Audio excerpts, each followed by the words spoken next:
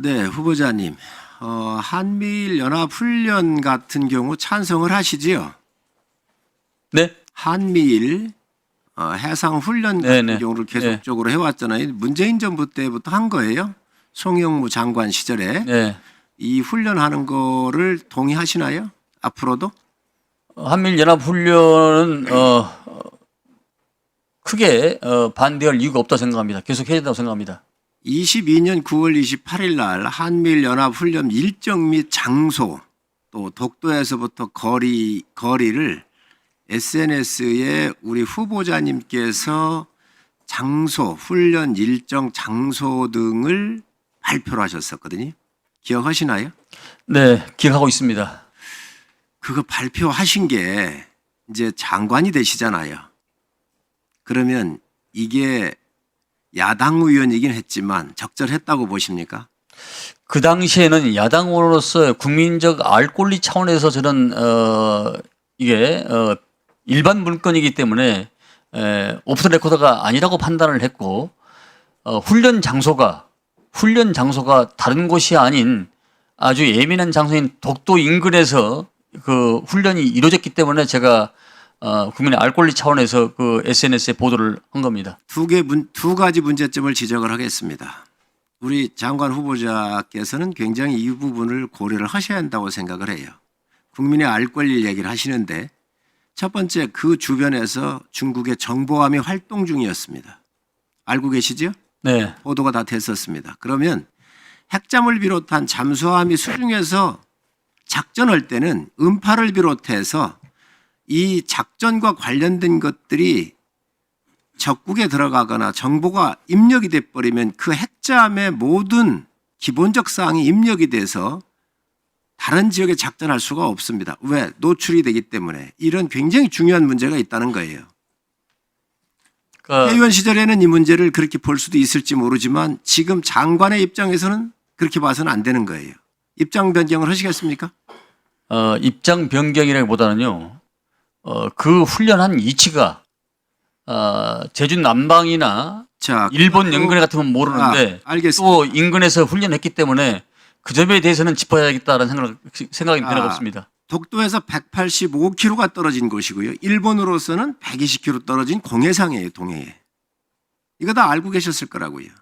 그래서 당시에 국방부에서 굉장히 적절하지 않다라고 하는 이 성명이 나왔었습니다. 이제 장관이 되실 거예요. 그래 돼버리면 이렇게 의정활동을 한 거하고 장관하고는 너무 틀리는 거예요. 이제 장관의 입장에서 바라봐야 되는 거예요. 알겠습니다. 자, 또 하나. 한미일 훈련에 대해서 동의를 하신다 그러시죠? 그렇습니다. 이재명 대표께서 22년 10월 7일 날 민주당 최고위원회에서 이 훈련에 대해서 뭐라고 얘기를 했냐? 일본을 끌어들여 한미일 합동 군사 훈련을 하면 일본 자위대를 정식 군대로 인정하는 것이다. 왜 하필 독도 근처에서 훈련을 하냐?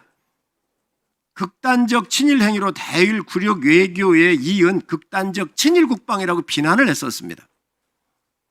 저는 이런 부분들은 실용을 주장하니까 이 부분이 수정이 되겠지요. 국민들한테 이러한 이 친일몰이 했던 이런 부분들에 대해서는 나는 사과가 있어야 한다고 생각을 해요. 그렇잖아요. 우리가 안보를 위해서 한 거예요. 우파 정부든 좌파 정부든. 장관께서도 후보자께 장관이 되시면 이 훈련 하실 거예요. 전 또 그거에 대해서 지지를 할 거고요. 이런 국방의 문제를 어떻게 정치적인 목적으로 이용을 했냐는 거지요. 그래서 장관 가시기 전에 이에 대한 견해를 묻고 싶습니다. 국무위원 후보자가 대통령님의 그 발언에 대해서 언급하는 것은 저는 적절하지 않다고 생각합니다. 똑같은 사안입니다. 이 건과 후보자께서 말씀하셨던 사안이 똑같은 겁니다. 제 의견에 대해서는 제가 표명할 수 있을 때 독도에 185km 떨어졌고 일본으로부터 120km 떨어져 있는 한미일 이 잠수함 훈련이었거든요. 우리 민족에 봤을 때는 독도라는 예민한 부분이 아니겠습니까? 그러니까 제가 말씀드렸다시피 그 훈련 장소가 일본 연근해나 제주도 남방 같은 데서 훈련하면 별로 문제가 안 되는데 왜 하필이면 독도 인근에서 훈련을 하냐? 이 문제를 가지고서 제가 그때 당시 문제 의식을 가졌던 것입니다. 자, 장관 후보자님, 이곳은 말이지요. 북한의 잠수함이 지나가는 골목에 작전을 하는 거예요. 굉장히 효용성이 있습니다. 다음에 그리고요. 말씀하실 게 있나요? 네, 그러니까 재난 재해 인도적 훈련은 얼마든지 할 수가 있는 겁니다. 장소와 때와 시간을 구애받지 않고. 그러나 한미일이 합동으로 연합훈련했던 그런 곳이고 장소고 시간이었습니다. 그래서 그 문제에 대해서 문제의식을 가졌던 것이고요. 조금 전에 말씀했다시피 국무위원 후보자로서 대통령님의 발언한 것에 대해서 제가 지적하는 것은 적절치 않다. 이렇게 제가 말씀 다시 한번 드립니다. 또는 말이지요. 실효적으로 지배를 하고 있습니다. 우리가. 그렇지요. 그다음에 센카쿠를 지금 일본이 지배를 하고 있잖아요. 이게 다 열려 있다. 연결돼 있다. 우리는 독도 문제에 우리 땅이기 때문에 우리가 굳이 이걸 꺼내서 확대할 필요가 없는 거지요. 이제는 장관 되시면 야당의 눈으로 보시지 말아야 된다. 대한민국 전체의 눈으로 봐야 된다. 네, 정쟁의 눈으로 봐서는 안 된다. 이게 전부 다 우리 장관께서 보셨던 정쟁의 눈으로 보셨던 거고 지금 대통령께서 보셨던 정쟁의 눈으로 친일몰이를 했던 거거든요. 이제 집권을 하고 나니까 이리 가면 안 된다라고는 이제 알고 계시는 거예요. 그렇다고 한다면 국민들한테 이런 부분들에 대해서는 어느 정도 사과의 말은 있어야 한다고 생각을 합니다. 어떻게 생각하십니까? 제가 말씀드렸다시피 국무위원 후보자가 대통령의 그 과거 발언에 대해서 말한 것은 온당하지 않는다고 생각합니다. 네, 재보충 질의까지 마쳤습니다. 시간이 지나서 잠시 정회를 할까 합니다. 회의를 정회를 하기 전에 우리 후보자님, 우리 야당 의원님들하고 상의를 했고 또 말씀을 주셨는데 그 자료를 강선영 의원님께서 얘기하시고 자료 제출을 요구하신 게 있습니다. 저는 위원장으로서 우리 후보자님께서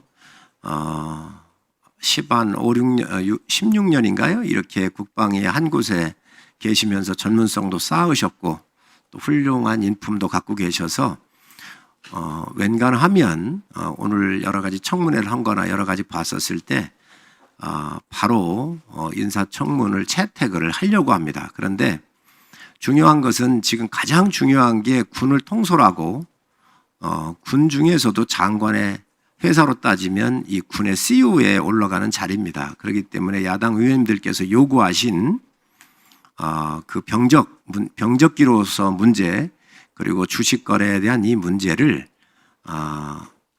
8시 반에 속개하기 전까지 자료를 열람하거나 보여주실 수 있도록 해주시기 바랍니다. 그러면 저는 오늘 다른 상임위하고는 좀 틀리게 군의 여러 상황을 고려해서 인사청문 보고서를 저는 채택했으면 하는 게 위원장의 생각이고 또 저희 의원님들하고도 이 부분은 상의를 드린 사항입니다. 그래서 후보자님께서 이 부분 참고하셔서 8시 30분에 다시 속개를 하기 전까지 자료를 이렇게 제출을 하거나 열람하실 수 있도록 도와주시기 바랍니다.